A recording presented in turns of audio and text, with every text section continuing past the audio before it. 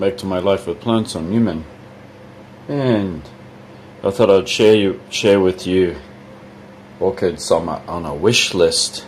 So usually I don't do this, but yeah, I'm going to share this with you.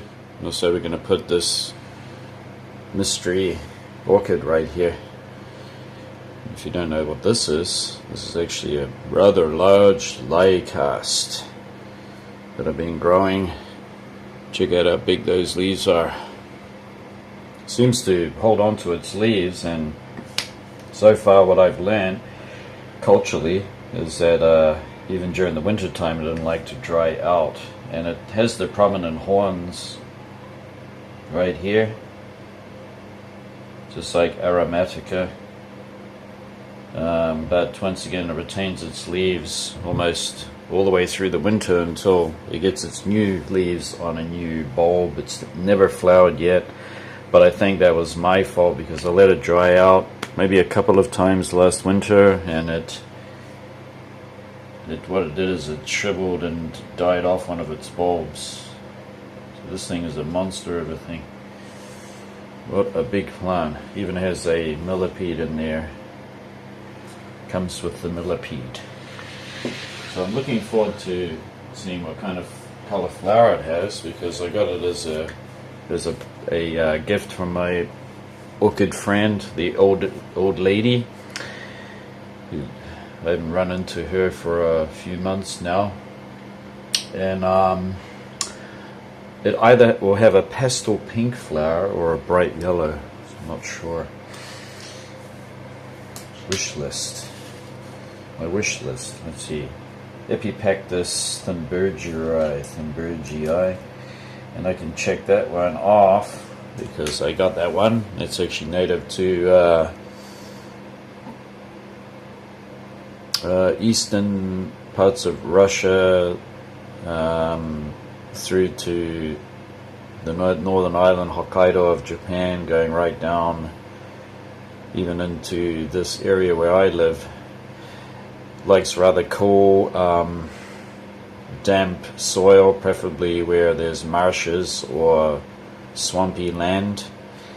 And I bought these, and they kind of resemble Blatilas a lot. They have very small flowers, but they have a lot of color in the labellum, so I'm really excited to grow those, and hopefully they put up with the high temperatures in summer, or they should do. They are on the endangered list just because of people taking them from habitat, and also habitat destruction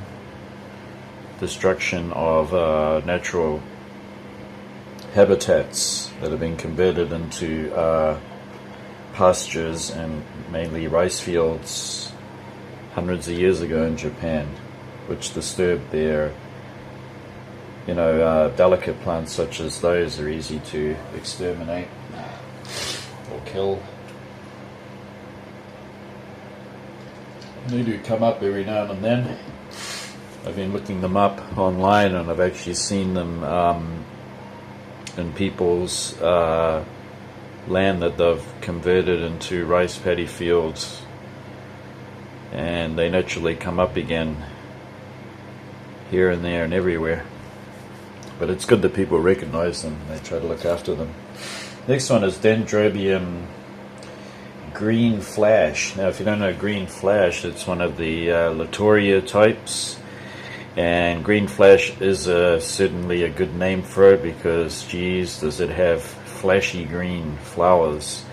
And I've never grown one before, but apparently it can flower 2 to 3 times a year, and it's robust and hardy. Would not like the cold, so it has to come in, but it would like a dry period during the winter. I could treat it much like the other dendrobiums that I have there, like Triceratoxum and the other one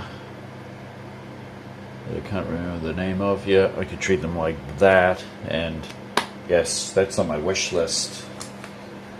Definitely got to get one of those. Next one is Area Japonica, and area japonica is native even from this district going south, and it's a miniature area or area, and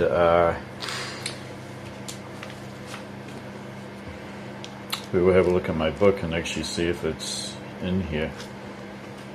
And forgot my glasses. Oh my gosh.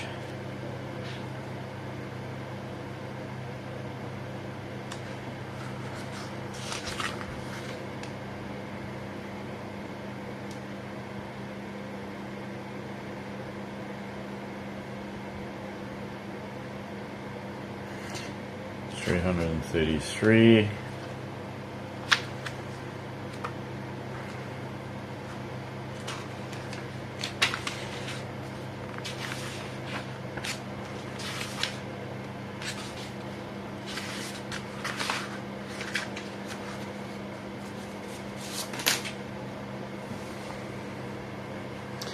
Here we have Aria.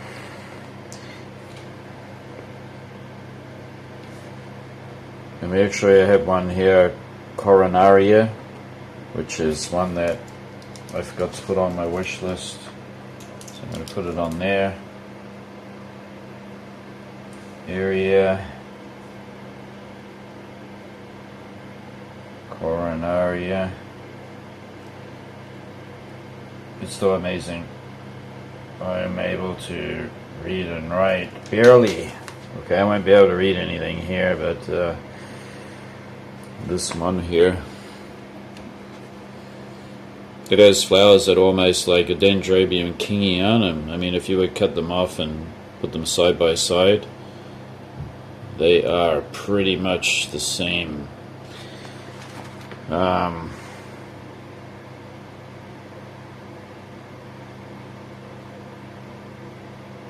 It says that it flowers in the springtime or late winter. Doesn't say anything about it being a robust. But area, yes, it's on my, and I'm glad I found that because I was supposed to write that down. Coronaria is native to the Himalayas and Thailand, the southern part of China, and it grows from sea level up to 2,700 meters. Then it must be pretty hardy. Next one is Coelia bella. Coelia bella. We'll see if it's here. Let's have a look. That blowing sound you might hear is just the fan heater. I don't like the cold. Oh, let's see. It's got chisis here.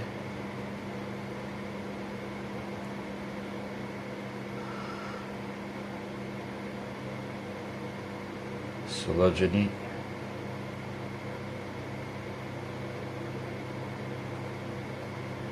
Doesn't have any photo available, so unfortunately. I'll try to put a photo on the screen of that.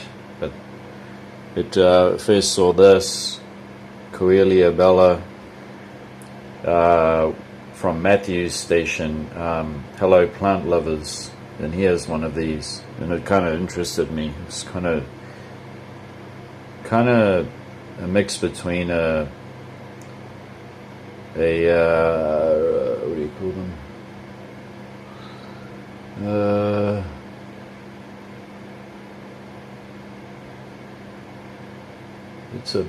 The flower is almost, you could mistaken it for a let me see. A biphonaria, except that the labellum and the petals are more kind of lingulate or elliptic. and narrower. But I could mistaken it for a different area. Next one is a Brachycattleya yellowbird. Now we all know Brachycattleya yellowbird, but my go-to store that I purchase my plants, I haven't seen any offsets or small plants sold yet, so they're bound to pop up soon because there are 2 or 3 big orchid sellers on that website that I go to regularly, and they have a lot of really rare and hard to find orchids that they have readily available, and I'm pretty sure that a Brachycattleya yellowbird will pop up sometime. I love that bright color it has. Next one is Brachycattleya Mayumi, and that one comes up quite often, and it's definitely a hardy, very, very hardy orchid. I'm hoping it'll have fragrance, and I will purchase one, and it is almost like the little stars. No, sorry, it's not even little stars. I remember Terry giving me the correct name for it, but me and my brain, jeez.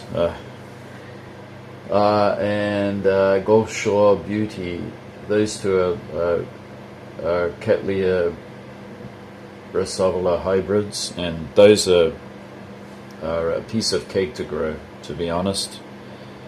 I can just let them go dry in the winter and water them once a month, and they don't mind the dry.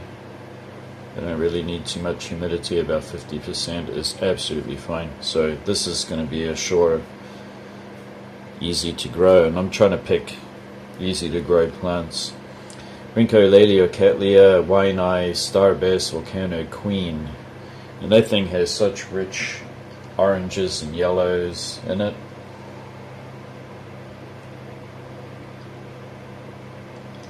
How can I say no to it? I've heard it so many times on Nelson's Nature Now, his orchid channel. This one just sticks out. It just stands out amongst the crowd. It's a beautiful, beautiful multi-hybrid Cattleya. And I do have a Cattleya, and it's Young Kong. There's some lovely new roots coming out of it. That thing I barely water at all during the winter. I just let it go dry. Actually likes it. This one is Dendrobium Asian Beauty Eden. Let's see now. Do we have any reference to that? Dendrobium Asian Beauty. No, I don't have my glasses on, so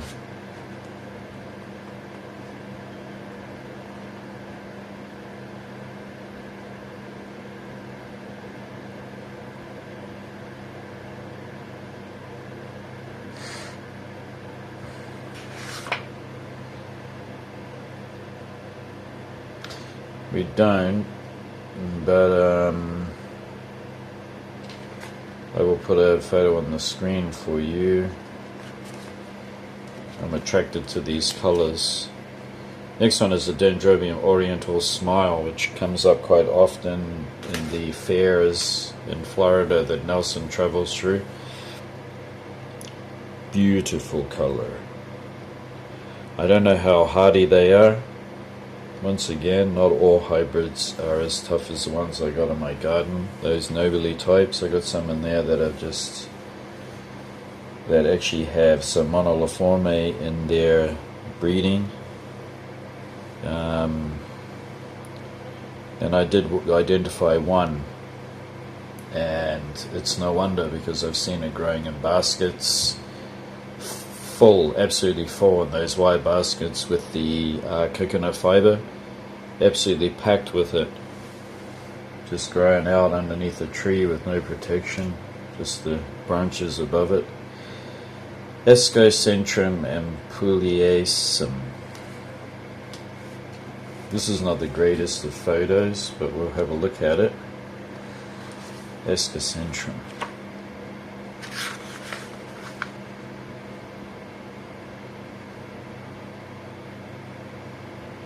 $2.78. Look at this bit far away from my eyes so I can actually see. It's right here. And I just knocked the camera, so wait a minute as I stop it swaying. Escocentrum ampuliacum. Himalayas, Myanmar, Thailand, from altitudes of 300 to 900 meters. It has the typical monopodial, small, vandaceous-like growth, and it will flower in spring and summer, and at which time it likes relatively high humidity, water and dry, tropical. During the winter, you can cut back on the watering. You can keep it on the dry side, so it can also handle that too. But despite this photo, if you look online, these flowers are very vivid, and it's a nice, tight, compact plant. Good for a small collection. Escocentrum. So that is definitely on my wish list, and it's come up a few times, but I haven't bought one. I missed my chance. Maybe next time. Sobralia. Everyone knows Sobralias.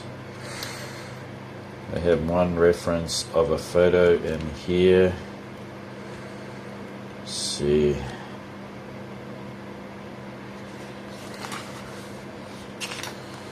Sobralia.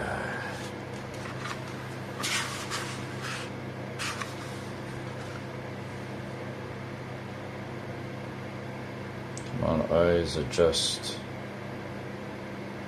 373.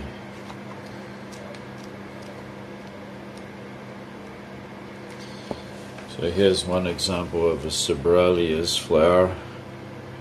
These plants can be miniature to medium sized to large. Large being